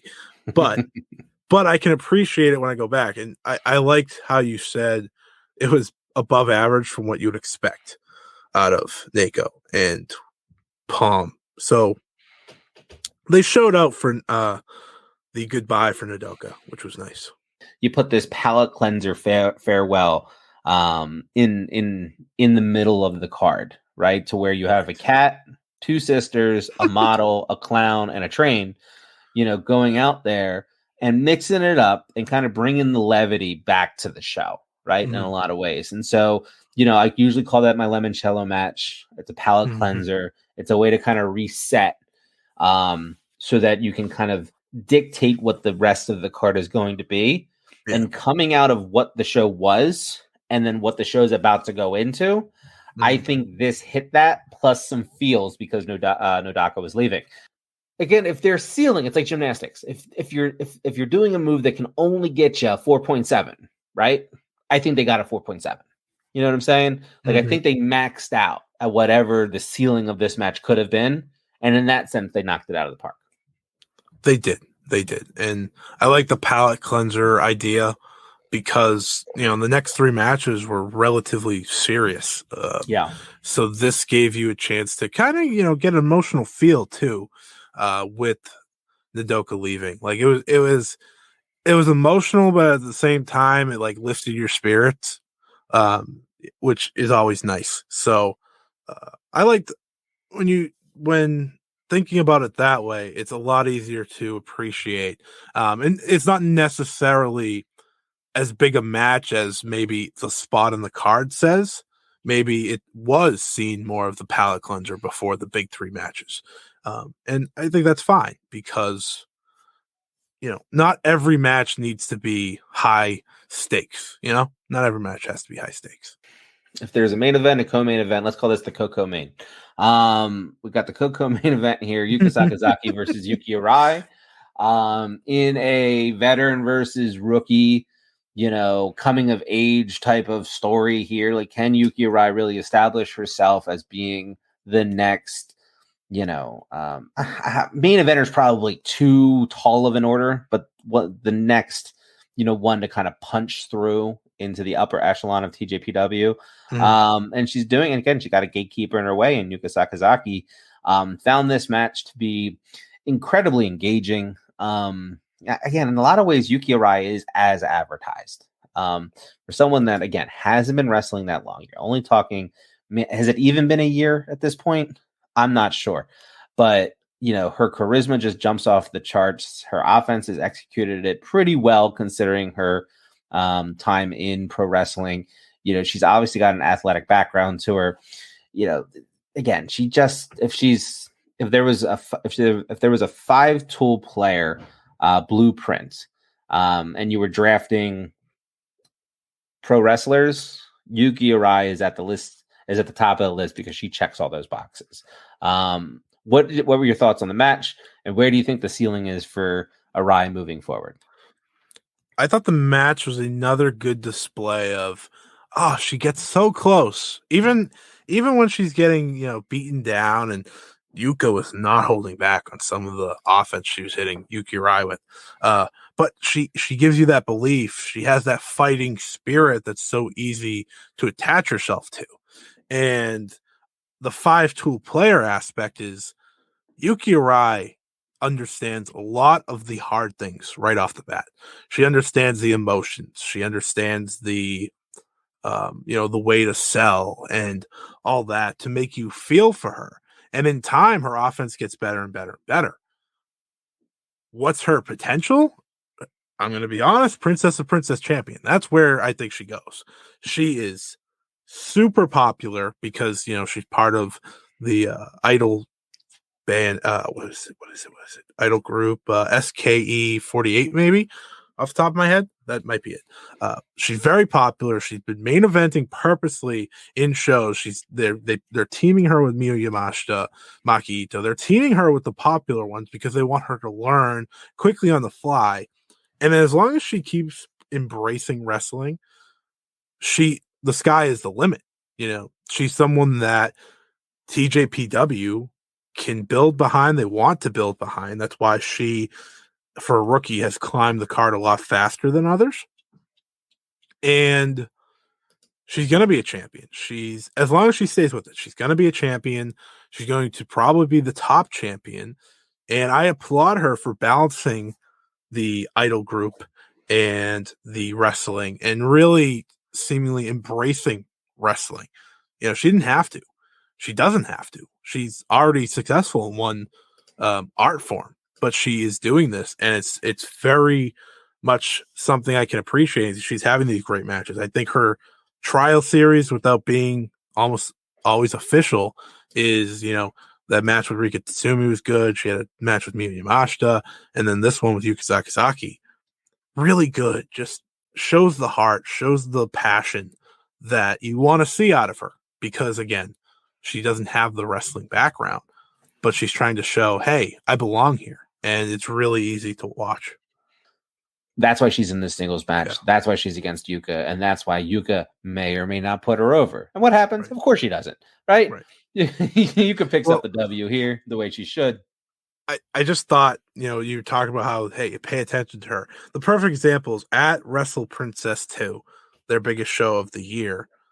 They put her against Aja Kong. There you go. That's not a spot you just give away. That's a spot. That is, yeah. Aja Kong, of course, she's on the back end of her career. But if you're going to go in there and wrestle Aja Kong, one, you have to prove that you can hang. And two, you're respected. You are someone that they see in a huge role. And she really, really delivered in that match, most notably because she took a lot of hard hits from Aja Kong and she kept coming back. And that would lead to the Tatsumi, Yamashita, and now Sakazaki match. And, she's not winning. She's not going to win yet, but it's coming. And that's the beauty of it. And every match you see that improvement. Every match you see, she's one axe kick away from getting there. She hasn't got there yet, but soon she's going to hit it and she'll win. And it'll be all worth it because she worked to it. Okay, so this leads us into our main event, our co-main event, International Princess title match, Maki Ito versus Hikari Noa. Hikari Noa coming off, oh my God, she had the belt since May, right? So 7 months of holding the title, had a couple death matches / hardcore matches. She has defended it a couple times. Pretty decent champion in my opinion. I like that they pulled the trigger on somebody young coming off Kamiyu in the sense of like an up girl, and really kind of brought a championship to that side of it. Hikari Noa had a good run. I'm not going to sit here and say it was a great run, but I thought for her first run with a championship, I found it to be, rather solid, match in and match out. And then she has to run into Maki Ito, right? As somebody that's been, I like to think, fair about how I've talked about Maki in the past. I think she's obviously, popular in the West.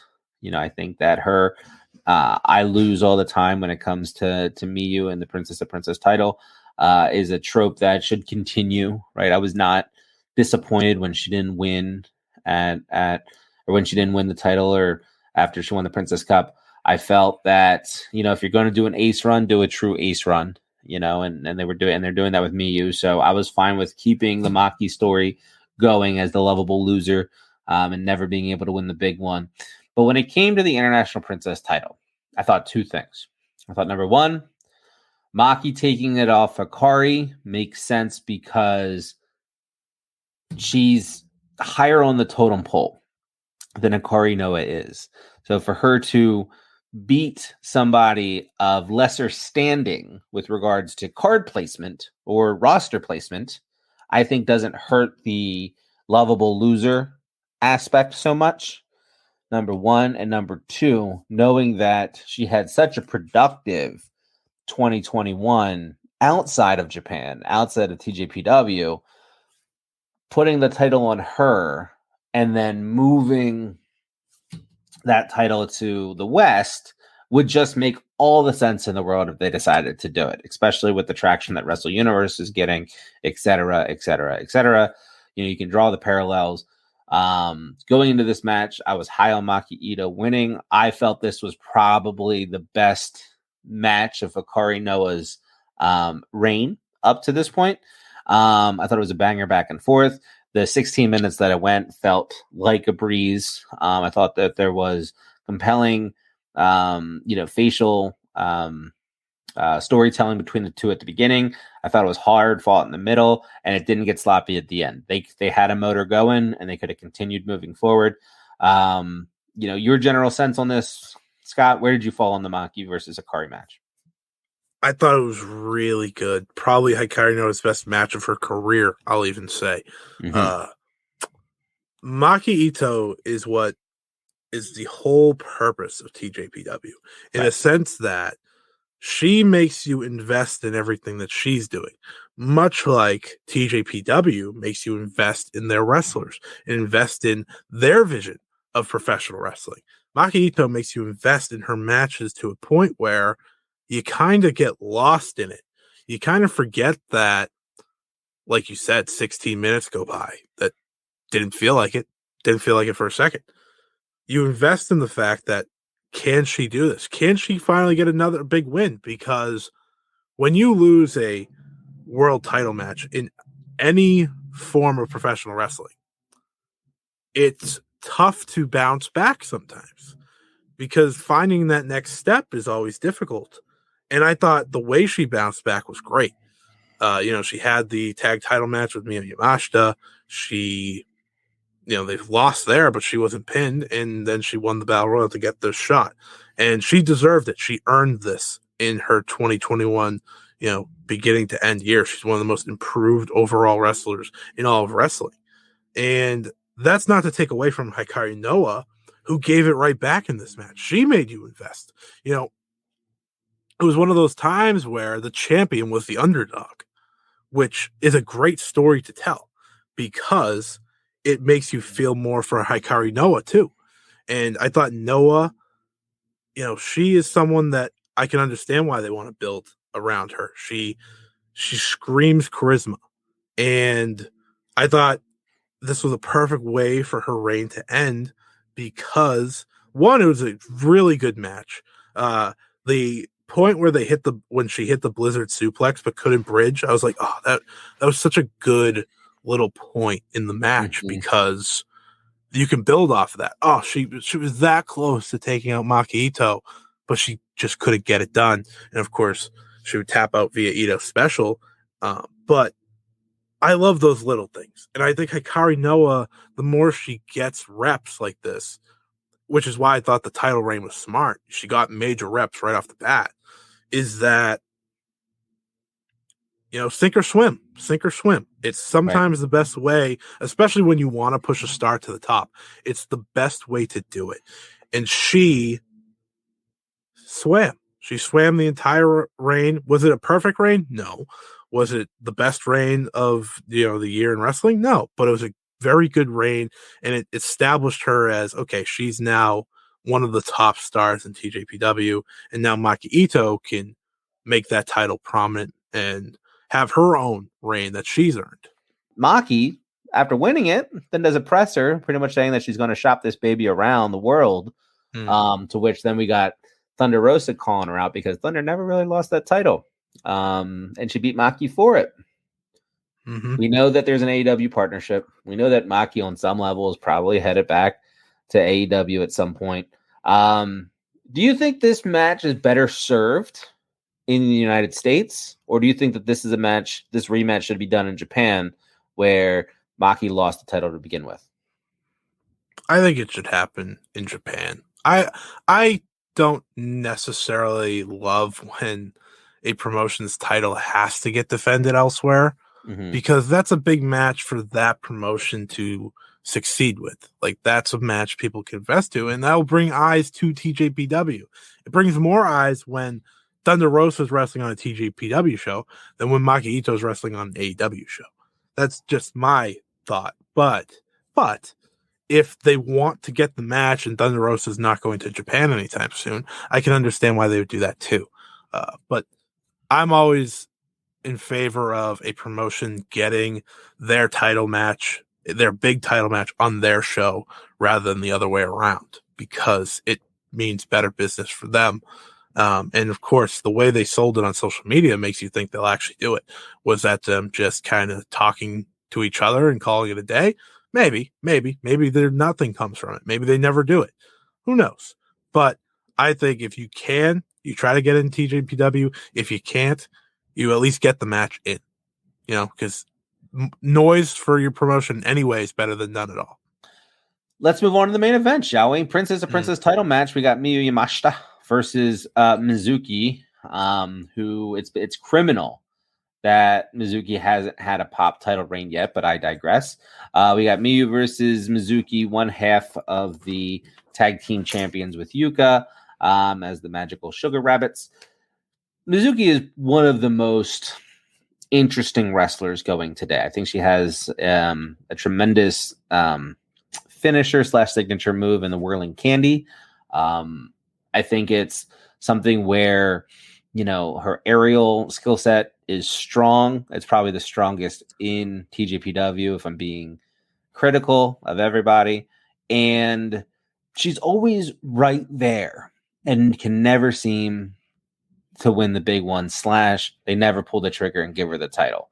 I was rooting for her. I wasn't holding out hope, but I was rooting that Mizuki could go in there and take down Miyu on 1-4, kind of reset for the beginning of the year, and let's get a run out of her the way we did the White Dragon the year before. Either way, this came out easily to be the best match on the card. I just, the ground game of Miyu, or the striking game of Miyu versus the aerial assault from Mizuki, I thought they played really well together. Match of the night, easily for me. Scott, where do you fall on this? Yes, match of the night, first off. Second, their ability to tell kind of similar stories with Maki Ito and Mizuki, kind of in a parallel, is very intriguing, because, you called Maki Ito the lovable loser, which is what she is. Mizuki is at a point where she's had these title opportunities. She's won the Tokyo Princess Cup. She's gotten these Princess of Princess championship matches, and she just hasn't reached the level that I think a lot of us have expected. And it's a very intriguing story. But losing to Miyu Yamashita is nothing to, be sad about. She is as dominant of an ace as there is in wrestling, let alone Joshi, let alone, Japan. She is as dominant of an ace-like figure, face of the company, as you will see. And the way they created and crafted this match was tremendous. It was absolutely tremendous. They gave you that hope. They gave you that hope that Mizuki, this is her time. They had that great video package before the match even started of Mizuki, very emotional, very much telling you, okay, this is her time. They're giving her the whole treatment of, like, my example is like Daniel Bryan at WrestleMania. Like, this is the whole shebang. This is her chance. And she falls short. And the way they did the match was Mizuki took everything Yamashita had to offer. She took a attitude adjustment to the apron. She took a super AA from the top rope, and she survived, and she survived, and she survived, and she gave it right back. And I think that was the beauty in itself. They showed that she can take all of this, but even at her best, maybe she isn't good enough yet, because she's going to get that title. And, we were talking about how last match where I kind of know I couldn't do the bridge. Well, Mizuki couldn't do the bridge on the cutie special. She kind of just, tossed her back. And by the time you knew it, they were both on their feet. And skull kick out of nowhere. Gone. See you later. And, Crash Rabbit Heats by Miyu Yamashita. And it's over. But it was a phenomenal match. It was one of those. It's the perfect TJPW match of you got super invested. You saw their work rate go at the highest level. And you saw that emotional journey from start to finish where you're not looking at the clock, you're not looking at anything, you're focused just on the match. And it's almost, it's close to like a masterpiece in the sense that the only way it could have been perfect is that if Mizuki won, and we just didn't get that win yet. It's not time yet. And this is the time of Miyu Yamashita in their biggest time of growth. They are running with her, and you can't fault them. She is one of the best. She's absolutely one of the best. And when Mizuki has that moment, it'll all be worth it. Yeah, my hope is that moment happens sooner rather than later. As far as Miyu Yamashita goes, again, she proved again why she's considered one of the best, easily top 5, but I would even say top 3 performers in all of Japan right now. On the Joshi side, because again, just technically clean, very sound in the way she lays out her matches. Her striking's phenomenal. She's not afraid to take a little bit of a beating, which we saw against Mizuki. She sells well for her opponent. I made mention before of the 5-tool player, which again you will hear me say because it's at this point it's part of my shtick. But Miyu is the ace for a reason, right? I think that.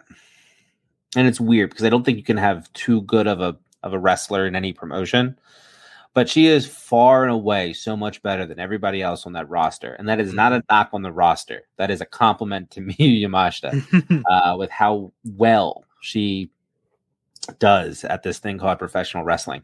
That we're in the middle of a dominant ace run. Like that match against Mizuki kind of solidified for me that I'm going to hunker down and expect no more than 9 more months of a Miyu Yamashita run. Like I want a full year.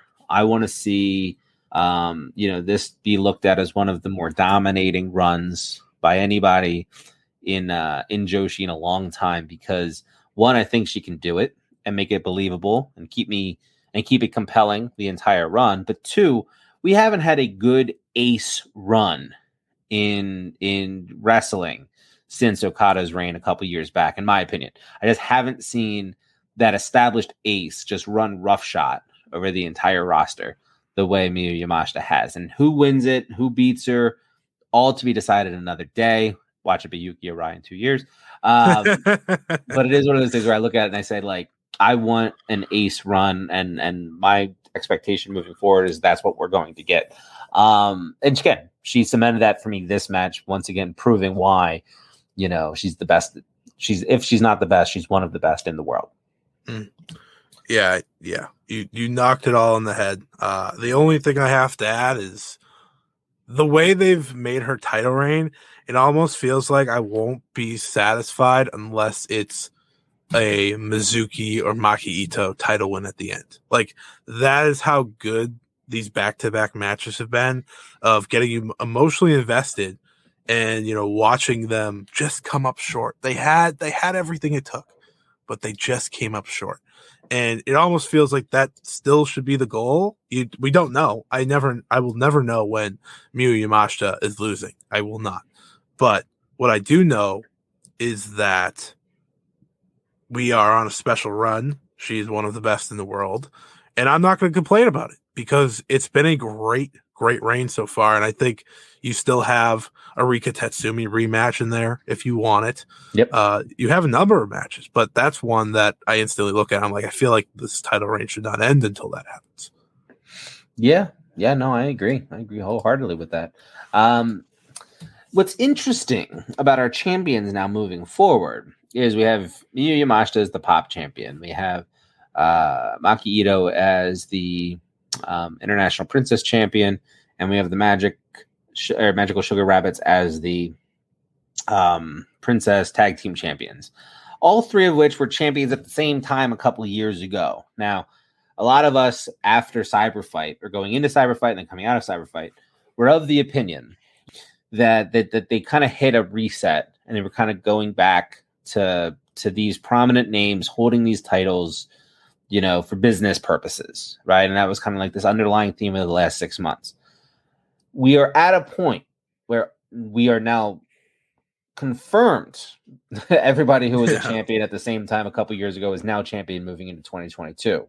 My question to you, Scott, do you see this continuing through the entirety of 2022? As in, if Maki loses the title, she's going to lose it outside of TJPW. Magical Sugar Rabbits hold on to the titles for an extended period of time, probably losing to Shoko and Hyper or something along those lines. And then, Miyu on this ace run. Should we expect anything out of these titles switching hands? Any surprises? What's your outlook on the championship scene in 2022 for TJPW? I think they have long-term plans. That's one thing about Joshi as a whole, is that they have crafted out these plans for a reason. And you have four of your most prominent stars, debatably your most four popular stars right now at the top. And it's interesting because you have this unique opportunity to put over a number of new talents when you may have the most eyes you've ever had on your product. Miyu Yamashita, the ace run, whoever beats her is going to get incredible Huge growth from that. Absolutely fantastic. Whoever beats Ito, it'll be interesting because, we've been talking about, is she going to go defend it worldwide? And that's an interesting case. And then you have the tag team champions, where I think tag team titles are a little bit different. It's not necessarily, unless you have like Yuka Rai and Moka Miyamoto beat them. It's different in that you can have other stars like a Shoko and Hyper beat them. And it's not about the growth of a different star, but it's more of just continuing down the line of where you see your top stars and how you want to present your tag team division. But, looking at the titles, how do you benefit the most from having all of your top stars on top? You have them lose to those who are in need of a big win, or you want to push forward. And of course, some of those names are in the titles, are currently title holders. We just talked about it. Maki Ito and Mizuki make a lot of sense to beat Miyu Yamashita. Right. But do you want to elevate someone else? Do you want to get Shoko Nakajima back to that spot? Do you want to get Rika Tatsumi back to that spot?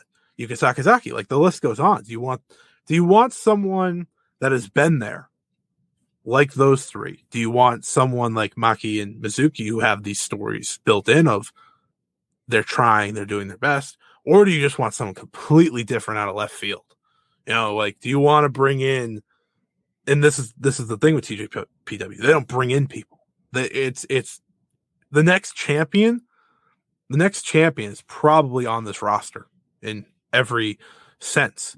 But they do have this cyber fight situation where there are a lot of free agents, there are a lot of big names that they could always bring in, even just for title matches. Like doing Yamashita versus Venue, big match. You don't have to have Venue win, but it's a big match.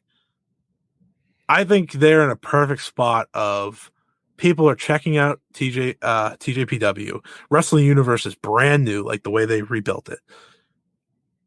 And they have this growing popularity. I'm excited to see how they go forward with these titles because it's very uncertain.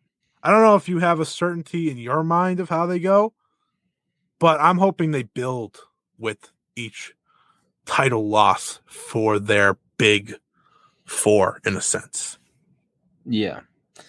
I think the only one that I would like to see that's not part of the quote unquote pillars is I'd like to see Yuki Aino International Princess Champion by this time next year. I look at the roster and I say there's a lot of wrestlers on this roster that aren't ready to take on the mantle of taking out any one of these 4 champions, as in Right. Mizuki, Maki, Yuka, or Miyu. So the changes have to come from the Shokos, Mizukis of the world.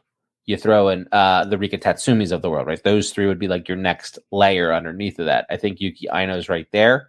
If they push her up into it, I'd be okay with it. And then again, let's start seeing what a Yuki Arai can do. Let's see if Mahiro Kiryu can continue on her path here over the, I don't think she'll be in title contention anytime soon, but like maybe she can like find a partner and make sense of a tag team at some point next year. That's not just lower mid card opener type of stuff, and we'll play it out. Because of that, though, I don't think we're going to see much change in the interim over the course of the year. Is that good? Is that bad? We'll see. I like rosters that develop the talent underneath and then let them organically get to the point where they can, realistically compete with these champions. And so if that's what TJPW is going to focus on this year, I think there's a lot of good that can come from that. Either way, it's definitely one that, as fans of the promotion, you and I are, as well as fans getting into the promotion, everybody listening out there now, TJPW is one that you're going to want to check out. It's part of Wrestle Universe. It's, again, a little less than $9 a month, and you get DDT Pro, and you get a Ganjo Pro, which you'll hear us talk about in the indie section, as well as now you're going to get the Prominence exclusive deathmatch cards as well. So again, a little bit of everything for everybody on the Joshi side, as well as your Puro stuff with Noah and everything that they're doing over there. So we've talked it all, Scott. Tell everybody where they can find you, Scott. You're one of the best guys going out talking Joshi right now, and in a lot of ways, you're at the forefront, leading the or blazing the path for a lot of us following behind you.